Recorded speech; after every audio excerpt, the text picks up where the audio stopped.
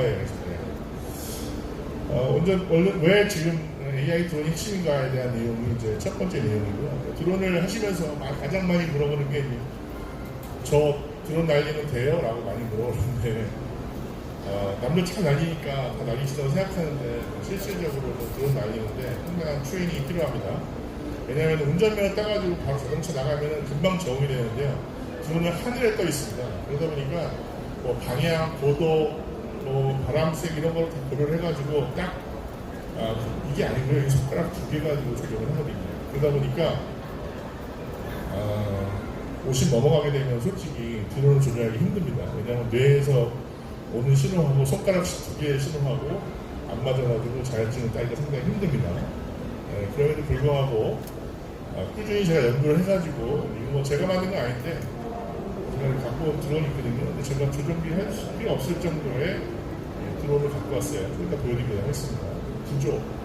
구조, 자율비행에 대한 개념, AI 드론의 핵심 개념이 바로 비전, 센서, 그다음에 패스웨이라고 하는 경로, 그리고 요즘 가장 많은 얘기를 하고 있는 바로 이 수험 드론, 인집에 대한 얘기고요. 그리고 그게 만약에 샤이드 136이라고 하는 자폭용 드론에 적용이 됐을 경우에 어떤 일이 벌어지는지에 대한 얘기입니다.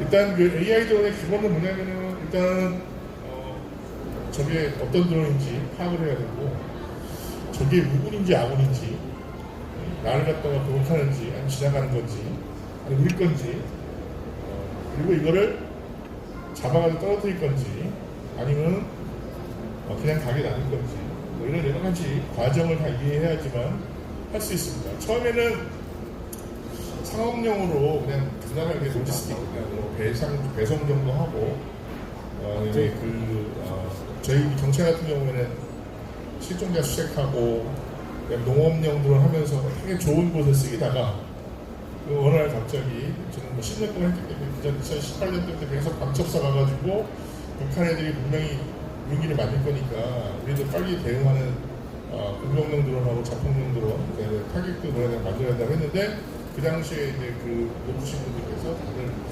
북한이 무슨 기술이 있어가지고 무기를 우리나라에 보낼 건가요 하면서 방첩사조차도 북한이 그렇게 어마어마한 그 무인 기술 가진들을 파악하지 못할 정도로 됐었습니다. 그런데 지금 아시다시피 좀 이따 설명을 드리겠지만 북한의 무인 기술의 수준을 갖다가 설명을 드릴 겁니다. 민간인하고는 조금 상관없는 그런 얘기도 있어요. 원래는 창원에 제가 초청을 받아가지고 할 때는 좀 군 관련된 방위산업 관련된 분들이 좀 들으시고 이거를 산업적으로 어떻게 좀 창업적으로 갈 건지에 대한 걸 말씀드리는 이유가 우크라이나가 전쟁을 통해 가지고 젊은 친구들이 약 300개의 인공지능 드론 기업이 창업을 했어요. 전쟁이라고 하는 수요가 있다 보니까 젊은 친구들이 드론을 처음에는 중국제 갖다가 개조해 쓰다가요. 지금은 그 우크라이나 정부에서 돈을 받아가지고 젊은 친구들을 양성을 해서 그 친구들이 창업을 했어요. 그래서 사가지고 바로 현장에서 테스트, 또 수정해가 또 테스트. 그 다음에 한 3년 지나니까 지금 저기 스케일이잖아요. 야 필요해? 내가 다 적용해줄게 관련된 내용 하고 있는 거죠. 전쟁이라는 것 때문에 이 AI들의 기술이 확 바뀌면서 창업이라고 하는 새로운 산업이 육성이 됐습니다. 지금 300개에서 500개. 그러다 보니까 이 자동차도 마찬가지지만요. 설계를 해가지고 실제 운행이 될 때까지 2, 3년이 걸리는데 우크라이나 전쟁은 1년 만에 아무것도 없는 그냥 무지에서 전쟁 때문에 최고점의 드론이 만들어졌습니다. 창업이 돼가지고. 그거는 뭐냐면은 바로 소티라고 하는 드론은 비행이라는 걸 해야 됩니다. 전투기 우리 KF-20 만드는 20년 걸려요. 그냥 날아가는 게 아닙니다. 온갖 데이터를 계속 축적을 해가지고 계속 지능화를 해야 되고 전부 칩화해야 되고 막 이런 걸 해야 되는데 우크라이나는 전쟁 때문에 1년 사이에 그걸 다 테스트하거든요. 안 되네. 수정해. 또 타겟하고 또 하고. 자, 그 어마어마한 전력을 가지고 있던 우크라이나, 러시아 탱크 5,000대가 1년 만에 다 박살났습니다. 처음에 탱크 박살낼 때 중국의 DJI의 매비에다가 수류탄 달아가지고 떨어뜨렸어요. 근데 조정이 잘 안 돼. 재미에 걸려가지고 떨어져. 야, 만들어. 3D 프린터가 붙여야 돼. 거 돼가지고 했는데 안 맞아. 그냥 다시 FC 수정해. 다 그다음에 비전 센서 수정해. 인식 내용 바꿔, 칩 바꿔. 막 그러면서 돈을 막 대주면서 이제는 간의 수공업에서 자폭용 드론을 만든 거기에다가 또 이제 대드론, 그래서 직중돌 드론을 해가지고 우크라이나도 막 드론을 쓰니까 러시아가 나중에 1년 후에 자기도 중국에서 막 사다가 과정을 해서 막 나가는 거. 그 나가는 걸 드론을 사가지고 나가티는 직중동들을 만들어가지고 지금 하고 있거든요. 전쟁이 총을 쏘는 게 아니고 드론을 누가 먼저 파악해가지고 바로 공격할 거냐. 근데 거기에 AI 드론이 들어있냐. 굳이 내가 얼굴을 보이지 않아도 드론이 쫓아가가지고 바로 이렇게 타겟을 해서 없애버리는 게 발생을 하고 있습니다. 뭐 여러 가지 얘기하면은 역사 얘기하면 재미없는데 아니 뭐 원장님이 막 로봇 오랫동안 하셨잖아요. 딱 10년만 했습니다. 10년만 했는데 이 발전 속도가 드론의 발전 속도가 보통 한 1년 사이가 이게 뭐 무인기 산업에 한 10년, 15년 동안 개발할 것들이 이 AI가 들어가면서 지금 뭐 1년 사이에 어마어마하게 진화가 됐어요. 지금 여러분 주말에 이렇게 드론 나이트 쇼 하잖아요. 수험 드론 하는 거. 그게 100대 품지가 5년이 안 됐어요. 100대, 200대, 300대 하면서 계속 신기록을 하다가 2000대 불과 2년 전에 했어요. 지금 몇 대인지 아시나요? 중국 22,000대 뛰었어요. 그야말로 이제 드론의 뜻이 원래 숯벌이거든요. 숯벌. 벌떼처럼 날아와가지고 공격했을 경우에 그걸 어떻게 막아요. 그러면은 엄청나게 싸게 받을 수 있어요. 조금부터 시작해가지고 엄청나게 다 만들 수 있어요. 제가 최근에 정말 관심이 가는 거는 AI가 도입되면서 동물들의 모든 동작을 전부 AI에 학습시키는 걸 다 무인기화 대표적인 거. 문제는 뭘 만드냐면 드론인데 비둘기 모양으로 만들어요. 그리고 날아가니까 드론이 아니네 해가지고 직접 우리가 그 비둘기가 소리 없이 와가지고 작동을 해요. 그 다음에 뭐 뱀, 그 다음에 뭐 하여튼 모든 동물들 다 AI 학습을 시켜서 무인화하는 거예요. 온갖 나비 영상 다 있어요. 그 정도 그렇게 하기 때문에 지금 계속 AI가 계속 학습을 하면서 모든 동작을 다 무인화하고 있다. 분명히 이제 우주보행, 사주보행 이거 전부 원래는 프로그램하면 절대 할 수 없었어요. 이걸 이전으로 전부 다 AI 학습을 해가지고 사주보행 해가지고 프로그램 만들어가지고 지금 자연스럽게 들어가고 계속 학습을 하면서 똑같은 개념으로 돈을 말씀드리는 처음에는 그냥 단순하게 원격 조정 이렇게 하다가 지금 그 다음에 이거 좀 GNS 달고 한번 뭐 산불도 좀 감시하고 실제로 시작하고 하면서 하다가 지금은 이제 완전히 드론 때문에 모든 드론이 기능이 전부 AI가 되면서 드론에 적용이 되고 거기에 이제 누가 아주 효과적으로 드론을 잘 날리냐 잘 쓰느냐에 따라서 전쟁의 승패가 좌우된다. 대표적인 거기는 북한이라고 하는 아주 유명한 상대가 있기 때문에 그 친구들이 어떻게 드론을 만들어가지고 때로 공격을 할지를 갖다가 그를 대비해야 된다 말씀을 하셨습니다. 뭐 드론 많이 보셨기 때문에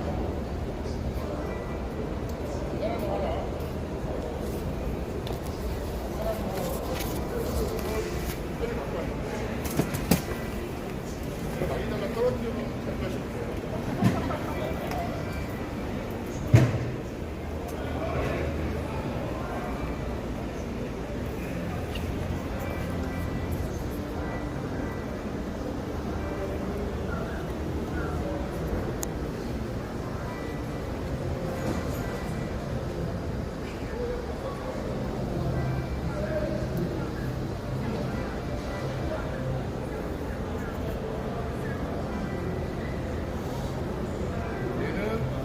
강의하는 모습을 지금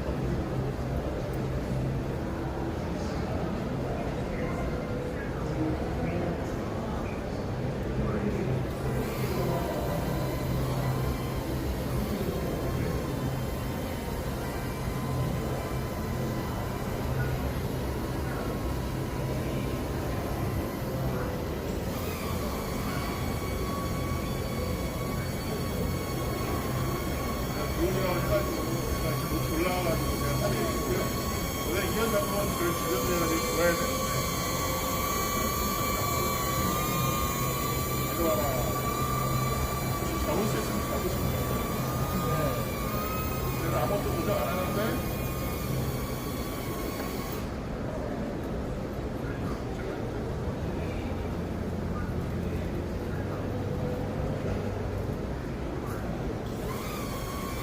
이렇게 옛날에 우리 영화 많이 보셨죠? 제가 강의하게 되면 얘가 그런 거 찍어야 되거든요. 그래서 제가 가만히 있는데 돌면서 이렇게 영상을 찍겠습니다. 모르겠네요. 아이고야.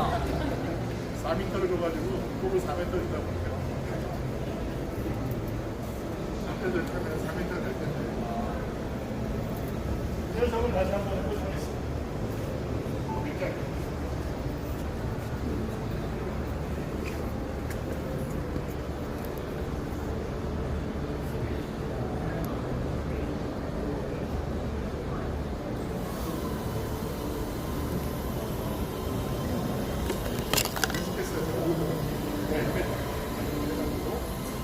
지금 제가 가만히 있고 얘는 돌아가면서 제가 하는 방향 굉장히 급조하시면 이것들이 하겠습니다.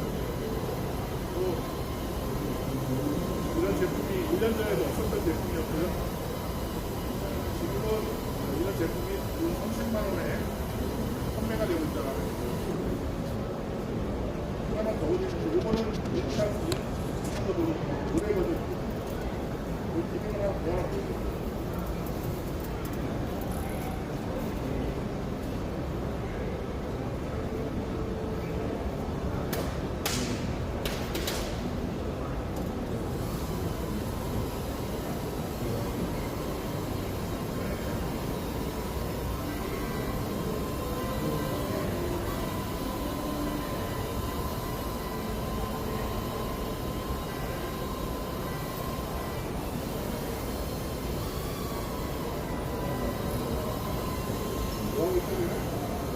내가 지금 제 손을 익숙해가지고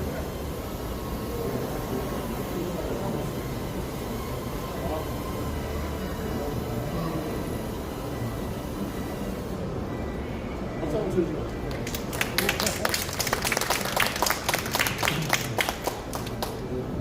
두 개의 드론을 제가 보여드렸는데 하나가 작년에 나온 드론, 그 다음에 요건 두 번째 거는 올해 나온 드론입니다. 두 번째 나온 드론부터는 이제 동작을 인식하는 모션 센스 기능이 들어있어요. 예, 그리고 따라옵니다. 제 얼굴을 딱 3초만 학습을 한 다음에 따라와요. 자, 이게 여러 가지 응용될 수 있다는 내용이 되겠죠. 바로 만약에 여러분이 만약에 범죄자에 주문된다.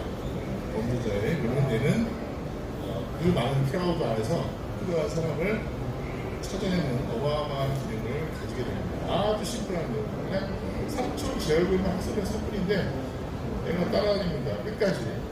끝날 때쯤만 보여줍니다. 자, 여기 보시게 되면 여기 다 들어있어요. 이제 비행체라고 하는 프로펠러, 프레임, 모터 다 들어있습니다. 그리고 배터리. 그 다음에 지금은 여기 실내기 때문에 안 되기 때문에 밖에 나가자면 GNS하고 GNSS하고 합법 장치, 그 다음에 IM이라는 관성, 이 위치, 센서 관련된 내용이라든가 포함했어. 자, 아까 제가 이렇게 화면에 건 라이다예요. 라이다 센서가 들어가지고 레이더, 라이다가 들어갈 수 있고, 그 다음에 조정기가 쓰게 되면 스마트폰이랑 연결해가지고 바로 이제 통신이 될 수 있는 거예요. 거기에 이제 부가적으로 에디셔널하게 카메라 들어가고 정찰 관련된 그런 장비 필요하면은 뭘 탑재해가 떨어뜨리는 것도 있어요. 뭐 군사용하게 되면 그 탐지를 부착을 해가지고 바로 갈 수 있는 거예요. 그래서 그 다이어그램이 무슨 뜻이 비행체가 아무렇지 않은 이런 형태이지만은 이 안에 5개에 해당되는 모든 기능이 다 축약이 돼가지고 소프트웨어하고 칩, 센서 다 들어있다는 거예요. 그 정도로 이 드론의 기술이 어마어마하게 이거는 존재하지 않는 것입니다. 이게 뭐 10년 전에 제가 장난감 드론 가지고 막 할 때는요, 딱 드론 서가지고 막 날리고 이렇게 센서도 가보다 보니까 밖에 날리면 날아가다가 날아가 버려요. 그런데 지금은 전혀 그렇지 않습니다. 전혀 그렇지 않고 150m로 뛰어나도 제가 조종하지 않아도 그냥 서 있어. 하늘에. 그리고 더 중요한 거, 위에 올라가면 굉장히 많이 보는데, 이 스테빌라이저 해가지고 전혀 영상이 하나도 흔들림 없이 깨끗한 4K에 해당되는 영상을 그대로 찍어가지고 지상에 보내줍니다. 4K. 어마어마한 해상도입니다. 30만 원. 그러다 보니까 이거는 우리가 많이 보시는 멀티컵터라고 하는 쿼드컵터라고 합니다. 프로펠러가 4개 있는 걸 쿼드, 6개를 헥사, 8개를 옥타 이런 식으로 바뀌고요. 그 다음에 우리가 그 전에 드론이 나오기 전에 사람들이 많이 하는 그 비행기, 그걸 우리는 고정익이라고 합니다. 프로펠러가 달려있고 윙 스팬입니다. 그게 활주로가 없으면 뜨기가 힘들거든요. 근데 그거를 활주로 없애가지고 만든 게 요즘 바로 수직 무인 입착륙이라고 하는 브이톨입니다. 뜰 때는 이렇게 뜨고 날아갈 때는 마치 비행기처럼 날아가다 보니까 이 두 가지 형태의 장점을 가지고 있습니다. 쿼드커퍼 문제가 뭐냐? 딱 세우는 상태에서 엄청나게 깨끗한 영상을 보내줘요. 그런데 배터리 타임이 30분밖에 못 돼요. 왜냐면 계속 배터리 먹어야 되기 때문에. 그러다 보니까 좋은 영상을 보여주고 확실하게 나오는데 비행시간이 짧다. 고정이 2시간 갑니다. 그러니까 똑같은 배터리 용량이에요. 왜냐하면 8강을 하기 때문에 프로펠러에서 굉장히 적은 양의 프로펠러에 힘에 의해가지고 하늘을 날아갈 수 있어요. 그 시간 뭐가 필요하다? 활주로가 필요하다. 그 조종이 힘들다. 빨리 날아간다. 빨리 날아가기 때문에 촬영 영상이 그렇게 깨끗하지 않다. 자, 그 두 개의 장단점을 합친 게 바로 이 수직 무인 입착륙인 브이톨입니다. 그게 뭐예요? 라고 하는데 바로 드론 택시. 여러분들이 2030년에 지금 도입하려고 하는 드론 택시가 바로 수직 무인 입착륙기가 해당이 됩니다. 자, 수직 무인 입착륙기는 활주로가 필요가 없겠죠. 그러니까 어디 올라가냐면은 이제 앞으로는 뭐 도심에 항공할 때 빌딩 위에가 바로 터미널이 되는 거예요. 원전이 끝난 다음에 버스 타고 올라가신다고 하는데 드론 이제 가는 게 아니고 여기 빌딩 옥상에 가가지고 우버 타고 100에서 150km 갔다가 30분 정도에 가니까 도심 항공의 최종이죠. 도시는 일을 하고 집은 저기 한 150km 떨어져 있는 뭐 좋은 전원주택 사고 왔다 갔다 할 수 있는 시대가 바로 2030년부터 지금 오고 있다라고 말씀드릴 수가 있고 거기 관련된 또 내용을 좀 다른 얘기 합니다. 그 다음에 지금 우리가 빨리 해야 되는 것 중에 하나가 바로 젊은 친구들이 보셨을 거예요. 레이싱 할 때 목을 쓰고 하는 거. 목을 써가지고 막 7, 80km 젊은 속을 막 다니면서 하는 비행 보셨지 않습니까? 사실 넘어가면 절대 할 수 없는 겁니다. 젊은 친구들만 할 수 있는 그런데 그 친구들이 바로 우크라이나 전쟁에서 바로 자폭용 드론을 해가지고 어마어마하게 성과를 올리고 그 친구들이 탱크를 5,000대를 타게 한 거예요. 군대를 갔는데 그때 입대했는데 총을 쏘는 게 아니고 뭘 가리킨다? 시뮬레이터를 주고 이거 손가락 2개 가지고 그걸 쏘고 하는 거예요. 아까 전에 말씀드렸지만 젊은 친구들이 군대 가가지고 열심히 일하고 나머지는 이제 40도에서 총 쏘는 거고 그 다음에 내가 지금 전부 군인이 전부 줄어들고 있잖아요. 로봇 군사는 조금 알기 힘들 것 같아요. 그러면은 우리나라에 또 다른 자원이 있습니다. 뭐냐면은 뭐 시니어 아미리 있겠지만 그분들 드론 가르쳐가지고 정찰병으로 쓰면 되거든요. 경찰병으로 오기 전에 어디 안 하겠다. 또 체험할 수 있어요. 누구냐? 제가 정말 관심을 가지는 바로 장애인들을 그분들 자기가 핸디캡이 있어가지고 군대 못 갔잖아요. 총 쏠 필요 없잖아요. 이거만 잘하면 돼요. 다리가 없어도 이거만 하면 돼요. 네? 정신만 있으면 다 돼요. 손가락만 있으면 돼요. 그분들 가르쳐가지고 그분들 군대도 갔다 오고 다 할 수 있게끔 다 할 수 있어요. 그 다음에 제대하신 분들 예비군 만들어가지고 하면은 현역은 그냥 장비 연례 운영하는 거 쓰고 나머지 예비군들이 더 빡빡하게 제가 드론만 가르치게 되면은 제가 그 얘기를 왜 하냐면 북한 때문에 그런 거. 항상 우리는 그걸 관심을 가져야 돼요. 그래서 필요하지 않나. 그래서 FPV. 여러분 한번 해보시면은 내가 드론을 조종하는데 마치 드론에 타고 있는 것처럼 골목안, 뭐, 습서, 빌딩, 막속으로 막 들어가고 왔다 갔다 하는데 그거를 손가락 구비해가지고 조종하는 거예요. 현기증이 나죠. 하게 되면. 그거도 막 AI 개발을 해가지고 전혀 하고 좀 있으면 뭐라 한다. 근데 헬멧 쓰고 그냥 좀 전에 제가 해듯이 생각만 하면 되는 거예요. 좌우로 이거만 하면은 알아서 내가 가는 형태로 갈 것이다. 안나라고 저는 계산하고 있습니다. 근데 드론이 자, 그럼 드론하고 인공지능을 좀 설명을 드리게 되면은, 보통 이제 AI 들어가게 되면은 드론이 그냥 단순하게 카메라에서 영상만 찍는 건 줄 알았는데, 일단 얘가 AI가 들어가면서 인식을 하기 시작해요.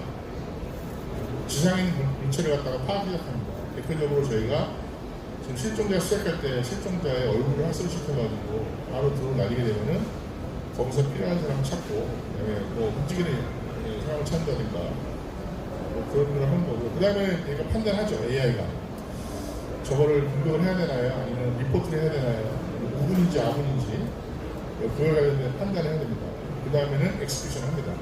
거기에 따라서 지상에게 목표를 하단받아가지고 해주는 그런 형태를 하고 있기 때문에 이 네 가지의 이 기술이 AI에 적용되는데, 첫 번째가 바로 딥러닝, 머신러닝, 무엇을 데이터의 패턴을 AI가 학습하는 겁니다. 로봇은 1차원 그라운드에서 영상을 보고 학습을 하잖아요. 드론은 머드아이 있습니다. 보는 영상이 달라요. 원장님 뛰어가지고 제가 저 보드에서 카메라 올라가서 찍은 거랑 똑같은 거예요. 거기서 이렇게 내려가서 찍은 것처럼. 제가 아까 드론이라고 하는 게 바로 그런 영상인데, 위에서 이렇게 내려오면서 가장 아이디어한 사진 각도라고 하는, 그러니까 이 각도를 바로 드론이 만들어서 찍어주는데, 더 높이 올라가가지고 낮은 곳에 있으면 이렇게 잡힙니다. 제가 멀리 6m에 올라가지고 서가지고 딱 보고 있는 거죠. 그래서 마치 내가 타겟을 먹잇감을 노리듯이. 우크라이나에서 처음에 드론을 파괴했을 때 쫙 탱크가 막 오고 있는 거예요. 그 탱크가 오고 있는 위치를 우크라이나 군대는 중간에 있었죠. 그런데 마을에 살고 있는 할머니가 드론 띄어가지고 지금 어디쯤 오고 있다라고 마을 영상을 보여준 거예요. 그래서 이 시간에가 바로 색탄 달고 메리 드론에다가 달아가지고 한 1.5km, 1.5 가니까 군대는 저쪽이 그냥 맨 앞에 있는 탱크에다가 그냥 끌어나온 거예요. 그럴 때만은 우크라이나 군대가 쭉 주소, 러시아 군대가 쭉 주소로 들어오는데 제일 앞에 있는 탱크가 갖다 때리고, 이 탱크가 박살나도 못 움직이니까 그 뒤에 있는 모든 병력들이 기다리고 있는 거야. 호배 안 가지. 앞에 탱크가 치워야 되는데, 치우는 그 50톤이 넘어요. 탱크가. 우리나라처럼 조그만 견이라서. 견인 그 탱크를 가져가야 되는데 그 길이 없어요. 뻘빠지셔가지고. 그러니까 이 추운데 러시아 군대가 뭐 물질이면 끝난다고 했는데, 그 쭉 주워가지고 쭉 들어오다가 그냥 앞에 가서 탱크 하나만 했더니만은 3달 동안 거기서 묵게 했어요. 엄청난 저거죠. 1,000불? 우리나라 돈 한 100만원, 200만원 밖에 안 되는 이 드론이 3개월의 전투력을 유지하는 데 들어가면 어마어마하게 많습니다. 기름 시작해가지고, 보고, 식량, 이런 거를 다 묶어버린 거예요. 200만원 정도 투자해가지고. 엄청난 가성비. 자, 바로 이 학습을 하기 위한 머신러닝, 딥러닝 강좌가 필요하다는 거고, 그 다음에 거기에 들어가는 카메라, 컴퓨터 비전, 아까 말씀드렸듯이 브로드라이스다라는 거고, 그 다음에는 이제 계속 오브젝트를 학습을 시작합니다. 왜 여러분들 러시아하고 우크라이나 전쟁할 때 러시아군하고 빨간 띠하고 파란 띠, 우크라이나 파란 띠, 거기다 노란 거 해가지고 막 헬멧을 쓰고 있거든요. 왜 그런지 아세요? 못 복할까봐. 하늘에서 보다 보니까 이 헬멧에 있는 색깔 보고 내가 갖다가 추락을 하는데, 잘못하게 되면 아군한테 하는 거예요. 왜냐하면 카메라밖에 못 보니까 하늘에서. 그래서 보시면 아마 이렇게 헬멧에다가 파란 거, 노란 거, 빨간 거를 표시를 해가지고 자기들도 서로 구별하는 건데, 우리 아군인지 이 헬멧을 하고 위에서 보고 헬멧을 보고 이렇게 떨어지니까. 그러면서 학습을 시켜가지고 이제는 야, 지금 적자를 띄워보니까 저기 뭐 러시아 애들이 뭐 특수기가 오는 것 같아. 그냥 딱 띄우면 얘가 알아서 나가서 보고 바로 작동합니다.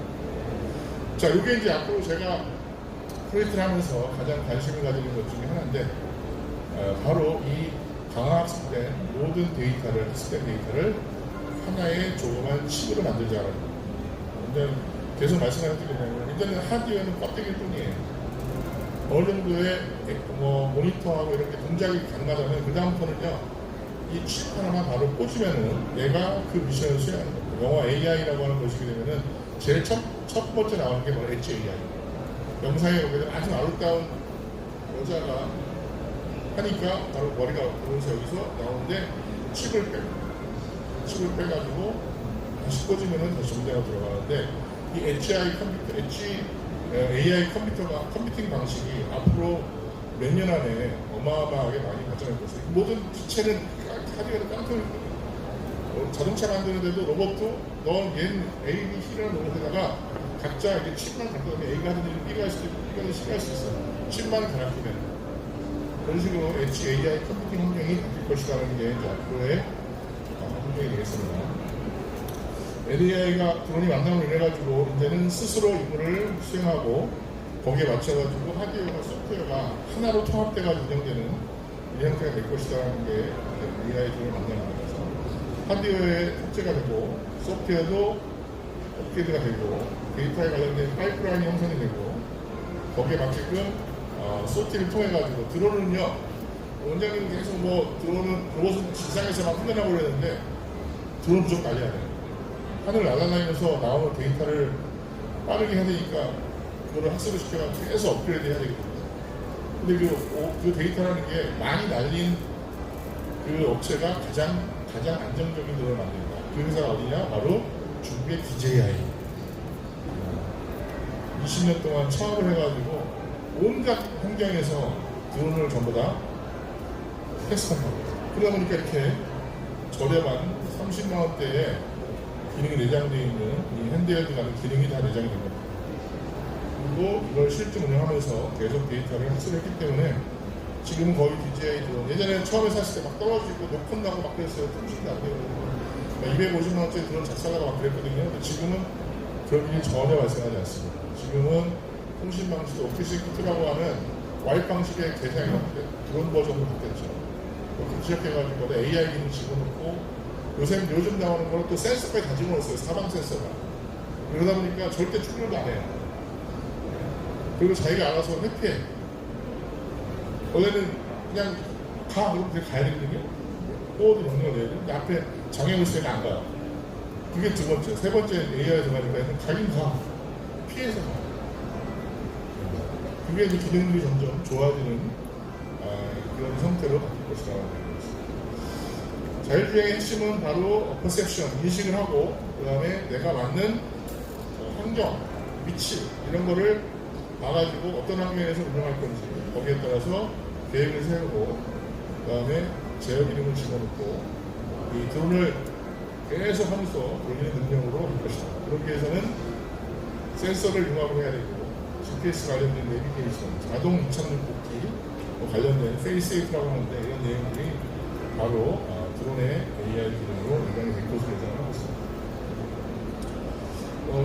그 드론에 들어가는 이전의 그 기본적인 기술은 바로 오브젝트 디텍션, 객체를 인식해주는 거, 여기에는 열, 가시, 강사 이런 것들 집어넣어야 되고 거기에 맞는 또 트래킹, 그 다음에 어떤 급에 해당되는 장비를 부착할 건지 이런 것들이 나옵니다. 드론이 똑같은 원리인데 거기에 들어가는 기능하고 장비를 어떤 부착에 따라서 완전히 다르겠죠.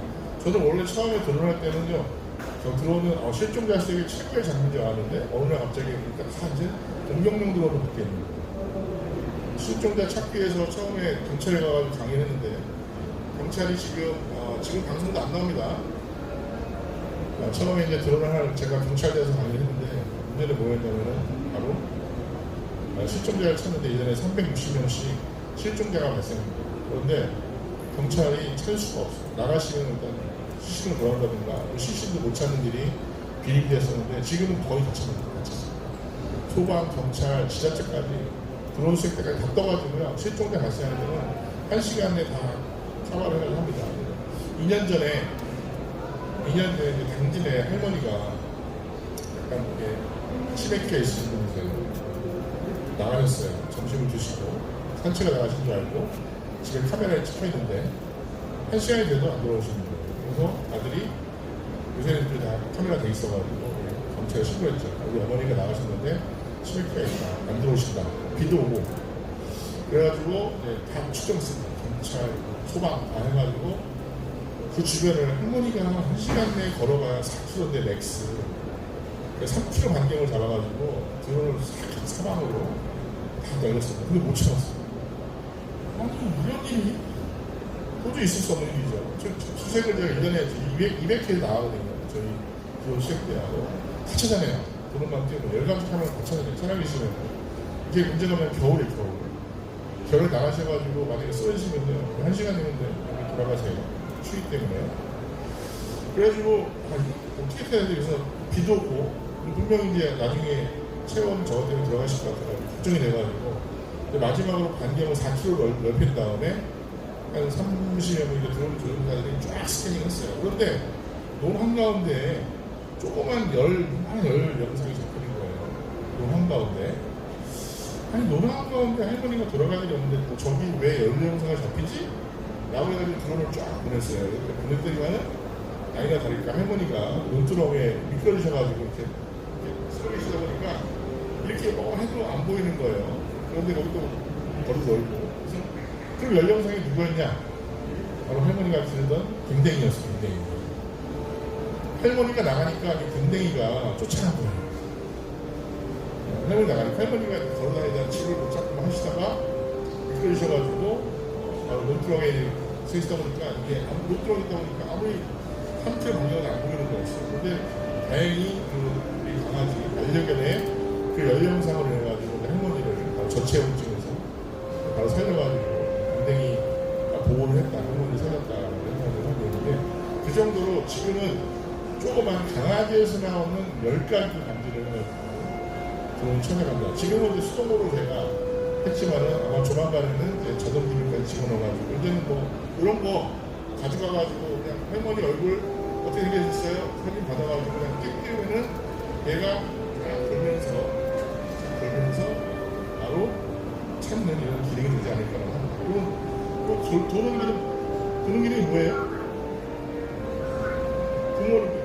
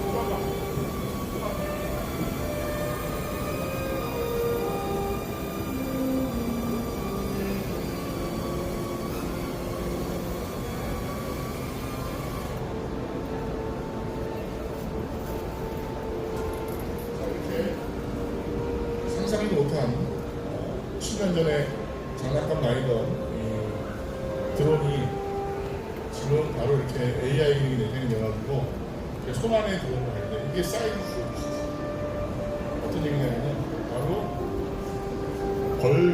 조그만 벌 모양으로 지을 수 있습니다. 혹은 조그만 새 모양으로 지을 수 있습니다. 그래서 대량으로 만들어가지고 여러분이 활용할 수 있다. 거기에 들어가는 뭐 가속도 센서 점점 더 좋아지고 있고 줄어들고 있고 GPS 뭐 말할 수 없죠. 가격 차이가 예전에 GPS 하나 가격도 몇백만 원씩 했는데 이제 조금만 그냥 소프트웨어로 다 구현될 정도로 성능이 좋아지고 여러 가지 그 필터 센서 필터도 상당히 좋아지고 정밀도라든가 이런 연산 비용도 이 NPU라고 하는 CPU 내에서 ECU에서 전부 다 할 수 있는 형태로 다 바뀌었습니다. 그래서 점점 작아지고 드론을 크게 만드는 건 어렵지 않습니다. 제 문제는 뭐냐면 작게 만들어가지고 여러 대 만들어가지고 동시에 미션을 하는 형태로 바뀔 것이라는 거고 그러기 위해서는 드론에 관련된 자율비행, 지도, 장애물, 통신, 배터리 여러 가지 복합적인 유인들이 많이 작용합니다. 솔직히 이제 드론을 못 다니는 적들이 많이 많습니다. 우리나라는 군사시설이 많기 때문에 그 다음에 특히 우리가 못하는 게 항공안전법에 의하게 되면요 모든 드론은 가시권 비행이에요. 내가 드론 다니는 걸 봐야 돼요. 그런데 지금 2,000km 날아가고 있잖아요. 2,000km 내가 가는 거 어떻게 확인해요? 그리고 걔가 하야드가 이 2,000km 날아가지고 정확하게 1m 오차도 없이 정확한 걸 떨어져요. 근데 걔가 통신을 안 써. 통신망도 없이. 그럼 어떻게 했죠? 구글에서 그 위치, 그냥 위치 정보하고요, 영상 학습해가지고, 그냥 걔가 날아가는 거, 엔진다고, 총대하고 사이드 모습을 보일 텐데, 그게 내가 하나가 날아갔어. 딱 그냥 치고하고 위치 정보가 좋아하는 직원이면, 걔가 이쪽에 이란에 날아가는 거예요. 저기까지, 이스라엘까지. 자, 장애물 회복하기 위한 여러 가지 방법이죠. 앞에 장애물 있을 경우에는 아직 통제하고 계속 직진할 건지, 유의할 건지, 아니면은 부합할 건지에 대한 내용들, 거기에 따라서 제어를 실행해야 된다는 거죠. 물론 이미 프로그램에 되어 있는 것도 있지만 AI가 들어가게 되면 자기가 스스로 판단하는 건 없다. 일단 스테이션을 떠나면은 그다음부터는 조정이 안 되는 거예요. 뭐 어버트라든가 이런 거 외에는 특별한 신호가 없고 딱 끊어지면 그다음부터는 미션만 수행하려고 하는 게 날아가는 거예요. 2,000km 간 거죠. 이렇게 해서 그래서 이거를 또 어떻게 어떤 주고 이런 가지 안전 버퍼도 필요하고 뭐 이렇게 됩니다. 저는 가장 이제 무서운 게 바로 이제 한 대가 아니라는 거죠. 드론이 만약에 동시에 이렇게 수천 대, 수만 대의 드론이 만약에 동시다발적으로 우리한테 공격을 해온다. 어떻게 막아야 되냐? 라는 것이 지금 엄청난 그런 이슈기도 하고, 저는 막는 것보다도 얘네들의 이 협업 과정을 어떻게 연구하는 쪽에 있는데, 이걸 흔히 얘기하는 협업 특성이라는 걸 합니다. 딥러닝, 그 다음에 페더레이트 러닝이라고 하는 방식으로 해서 분산 협업이라고 하는 걸 과정을 거치는데, 이게 나중에 한 몇 년 안에 지금 제가 하는 프로젝트 하나예요. 제가 지금 이렇게 조그만 드론을 가지고 있는데,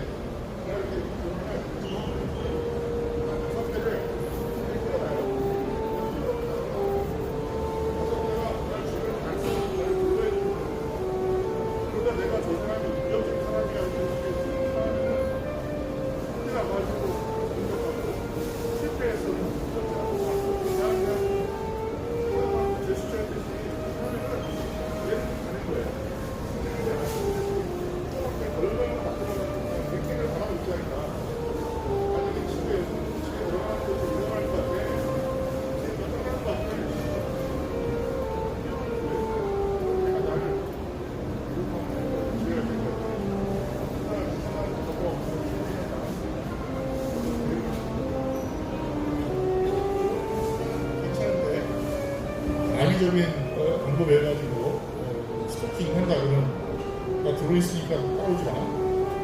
뭐 이렇게 얘기할 수 있고 여러 가지 방법을 통해가지고 이 군집 비행에 관련된 여러 가지 솔루션들이 많이 있을 것 같습니다. 지금 전쟁이라든가 이런 쪽에 군집 비행에 쓰이고 있고 22,000대가 뛰었다고 했잖아요. 지금 화면상에서 아주 멋있는 그림을 만들어지만은 그게 군사용으로 하게 될 경우에 22,000대의 드론이 거기다가 수류탄 하나씩 달고 만약에 창원 지역에 더 떨어져라고 했을 경우에 어떻게 되는지 멀어지는지를 아마 상상해 갖고 있습니다.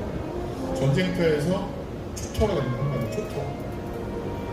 자, 거기에다가 이제 얘가 지금 각각의 AI가 있었어요.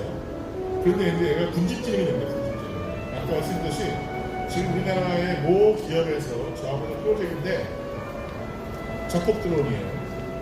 지금은 명령을 치면은 4대가 동시에 가사를 한 타겟을 맞췄어요. 그런데 지금 하고 있는 프로젝트는요,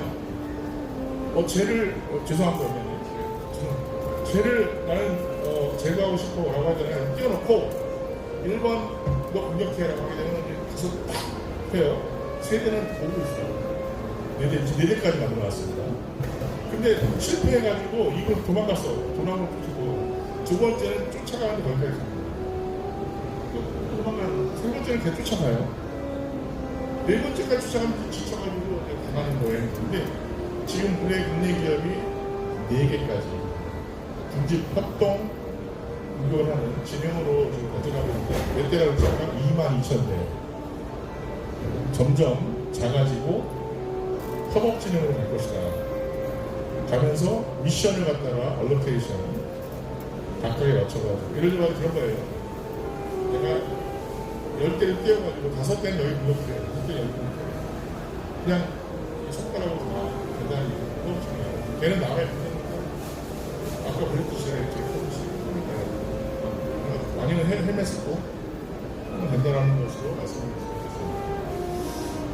통신 관련된 내용은 많은 전문가들이 있기 때문에 직접 링크나 아니면 포인트 공식이냐, 아니면 웨이포인트 비용이냐, 아니면 위성 링크 사용하냐 아니냐, 몇 시간대로 해가지고 드론을 어떻게 중계를 해가지고 운영할 것이냐. 그 다음에 이제 이 전자전에서 가장 중요한 게 지금 드론을 떨어뜨리는 게 재미있는 스포킹이라는 건데요. 이란이 저렇게 샤헤드 136의 최신 드론을 가지게 된 이유는 미국이 예전에 드론을 만들어가지고 이란 지역을 정찰하다가 이란에서 해킹을 걸어가지고요. 그 드론을 이란에 떨어뜨렸습니다. 실종이 된 거예요. 알고 봤더니 이란 공항에 떨어진 거예요. 다 뜯어가지고. 미국은 항상 최신 장비를 전자전으로 테스트합니다. 실패하잖아요. 그러면 다 파기하고 오는 게 원래 이란의 미국의 전술이에요. 왜냐하면 그걸 넘겨주려면은 이번에도 이제 전투기 찰 때도 자기들이 태우고 갔던 그 수송기를 다 박살내고 왔거든요. 그게 방식인데 이란이 해킹을 해가지고 그 드론을 해가지고 다 뜯어먹어요. 그때부터 이란의 무인기 기술이 딱 점프하고 이거를 10년 동안 미국이 엄청난 드론을 들여가지고 만든 드론을 하나 딱 다운해가지고 고스란히 딱 와가지고 싹 분해해가지고 똑같이 만들면서 또 하나요. AI 지금 했는데 22,000대, 2만 대를 지금 창고에다가 싸놓고 필요할 때마다 날리죠. 자, 그거 관련돼가지고 뭐 전력, 열 이런 관련된 배터리, 엔진형이냐 배터리냐 이런 거에 따라서 제가 말씀드렸듯이 아까 비행 시간, 열 관리 이런 것들이 필요합니다. 그 다음에 이제 지금 현재 샤헤드 드론인데 한 10분밖에 안 남아갔기 때문에 제가 샤헤드 드론이 아까 말씀드렸듯이 원천이 미국에서 처음 만들었던 윙타입의 형태의 픽스드 형태의 드론이었는데 이게 바로 이란에 들어가면서 이란이 이거를 개조해가지고 했는데 이란이 하는 거는 별로 없습니다. 다 사와요. 원래 엔진도 200cc짜리 원래 소비책 거 가져온 거고 거기에 들어가는 뭐 이런 것들 다 중국에서 가져오고 이란이 제공해주고 이란이 제공해주고 러시아에 넘어간 건 이란이 제공해주고 뭐 이런 식으로 해가지고 하고 있죠. 무게는 뭐 시속중 185km이기 때문에 그렇게 빠른 게 아닙니다. 그래서 요즘 이란의 샤헤드 드론이 막 이스라엘 날아가잖아요. 그리고 우크라이나에서 뭘 띄우냐면 야크시고라고 하는 이미 퇴역한 프로펠러 전투기가 있어요. 걔가 올라가가지고 지나가는 게 보여요. 전투기가 쏘고 비슷해요. 총으로 쏴가지고 그 샤헤드 드론을 갖다가 붙여치고 있어요. 이미 퇴역한 장비가 185km 날아가는 떨어뜨리는 형태를 취하고 있고요. 이 무게는 한 200kg밖에 안 되고 원가는 2,000만 원 정도 되고 2,000만 원 정도 그렇듯이 탄두에 40kg이기 때문에 여러분들이 잘 계산을 제가 해보니까 40kg의 탄두가 떨어져가 있을 경우에 반경 한 50m에는 거의 다 초토화 된다고 보시면 될 것 같습니다.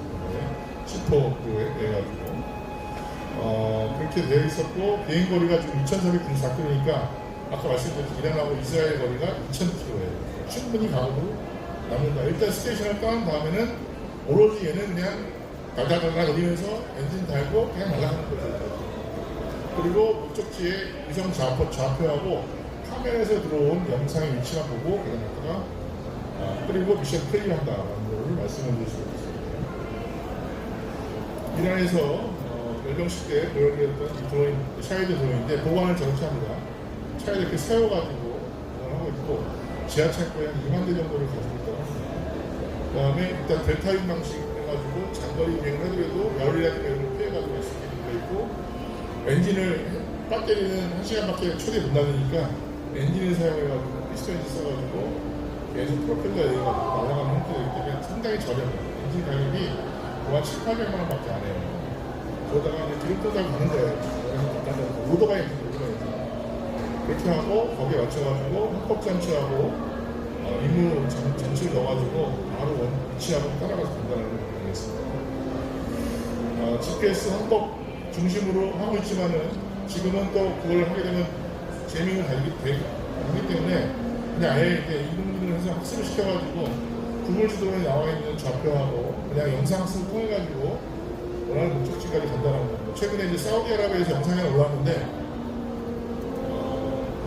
사우디아라비아에 있는 미군 시설, 미국 대사관에 정확하게 사람 민간을 하나도 안 해요.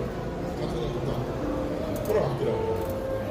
그 다음에 그래서 아시다시피 전차기, 육해 전차기 두 대도 영상을 보고 학습을 해가지고 샤이드 드론이 강화하는 그냥 거기 전차기 얼마짜리 어마어마한 비싼 거 두 개를 작성했는데 그게 바로 샤이드 드론이 그렇게 영상 학습해가지고 하기 때문에 재미하고 스피딩이 안 나온다.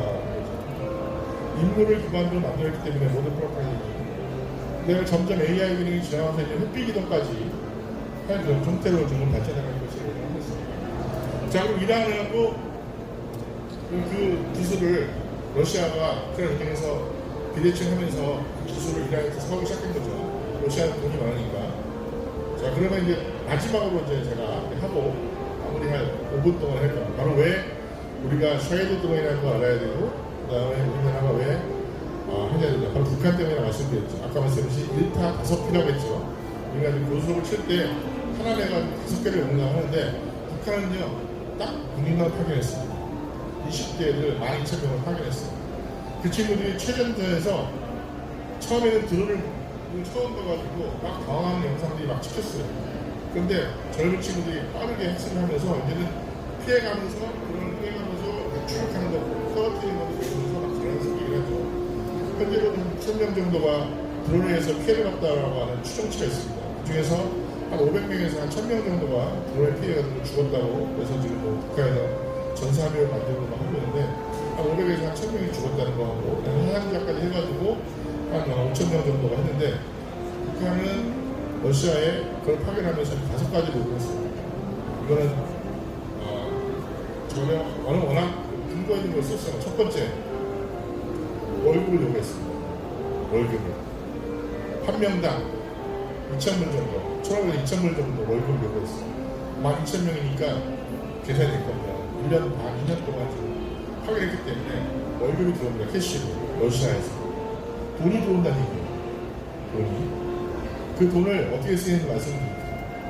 또 한 가지 요구했습니다. 뭘 요구했냐? 바로 러시아가 가지고 있는 드론을 요구했습니다. 드론 기술. 그 샤헤드, 이란으로 전수받은 이 샤헤드 136 관련된 모든 드론 기술을 요청했습니다. 세 번째, 북한이 전쟁에 한 번도 참여 안 한 지가 벌써 40년, 50년이 됩니다. 북한의 군대가 전쟁을 경험하지 않으면요, 군대는 계속 한 일이 없어요. 그러다 보니까 이번 전쟁을 통해가지고 40년을 뛰어넘어가지고 옛날 불타고난 군대에서 첨단 군대로 탈바꿈합니다. 모든 장비다, 그 다음에 이런 그 마인드가 싹 바뀝니다. 그 대표적인 게 바로 창고에 쌓여있던 40년 동안 쌓여있던 총알, 탄두, 포탄 이런 거를 싹 다 재고 처리했습니다. 러시아에는. 러시아는 전쟁을 이겨하면서 탱크도 다 작살났고 있는 거라고 하면 포밖에 없는데 그 포에 들어가는 포탄도 떨어졌어요. 그 다음에 AK-40에 쓰이는 소총탄도 떨어졌어요.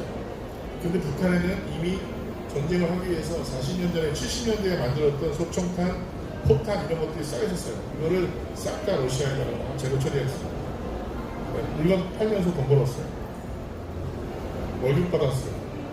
드론 기술 받았어요. 중요한 기술 하나 있습니다. 우리가 그 전까지 우리나라는 인공위성도 하고 후전등 대처에서 유기를 통해 가지고 적 상황을 계속 실시간으로 모니터링 했는데 북한이 제일 신경 쓰는 게 뭐였냐면 자기는 인공위성이 없는 거예요. 우리는 다 보고 있는데 자기는 이상한 걸 못 보잖아요. 근데 북한이 인공위성을 만들어요. 근데 제일 힘든 건 추진체. 그것도 올려야 돼요. 올려야지만 그다음부터 영상을 들어올 텐데 이 올리는 기술, 우리나라도 10년 동안 고생해가는데 그 기술이 원천 기술이 러시아예요. 러시아한테 추진체 기술을 받았다고. 그러니까 북한은 조만간에 공개하지 않지만은 분명히 인공위성 올리는 추진체를 통해 가지고 인공위성 올려서 군사용으로 보겠다라는 그런 게 바로 그래야 되겠죠. 그러면서 북한의 군대가 좀 빠르게 하고 있고 또 한 가지 마지막으로 정말 중요한 돈이 들어왔잖아요. 월급 들어오고 무기 팔았잖아요. 그럼 어디다 쓰겠습니까? 다시 공장 만들고 있어요. 무슨 공장 만들까요? 드론 공장 만들고 있습니다. 샤헤드 공장 만들고 있습니다. 우리는 정말 잘 모릅니다. 저희는 그런 정보를 계속 우크라이나부터 받으면서 하고 있는데 이게 전쟁을 통해 가지고 북한이 이렇게 현대화되고 군사적으로 인공위성을 띄우고 샤헤드 드론을 갖다가 더 개량을 해가지고 공룡을 집어넣어가지고 이라를 공격했을 경우에 아까 말씀드렸듯이 현대 한 대가 아니고 몇만 대, 이스라엘 이란처럼 몇만 대를 갖다라고 되면 이거는 비대칭 전략에서 우리가 심각하게 생각해야 되는 그런 내용이 있습니다. 바로 이 가미가제 전술의 대표적인 내용입니다. 저는 오늘 강의를 통해 가지고 창원이 군사 관련된 무기를 많이 만드는 그런 지역이다 보니까 저는 이게 관련되신 분들이 빠르게 이 차이에 관련된 현재 기술, 스테이트 아트 최근의 기술을 빨리 배워가지고 AI 집어넣고 계속 소티 비행을 해야 됩니다. 그 비행을 아까 말씀드린 비행하지 않으면 아무런 의미가 없어요. 아니면은 우크라이나에 가가지고 기술을 사갖고 와가지고 빠르게 약간 이란이 미국 비행 드론 해킹해가지고 떨어뜨려가지고 한 20년치 기술이 올라간 것처럼 우리도 빨리 우크라이나에 가가지고 우리 전쟁을 그냥 했으니까 기술을 빨리 받아와가지고 우리는 생산을 할 수 있으니까 어마어마하게 그렇게 빨리 하지 않으면은 언제 우리가 어떻게 당할지 모른다는 거. 바로 그리고 대량 생산하려면은 일단은 금액이 싸가 엄청 싸집니다. 엄청. 북한이 나중에는 이제 드론을 팔지 않을까. 자기네가 생산해가지고. 지금 러시아에서 들리는 첩보에 의하면 러시아에서 만들어진 샤헤드 드론의 대부분을 지금 북한 노동자가 와가지고 만든다는 그런 첩보도 있습니다.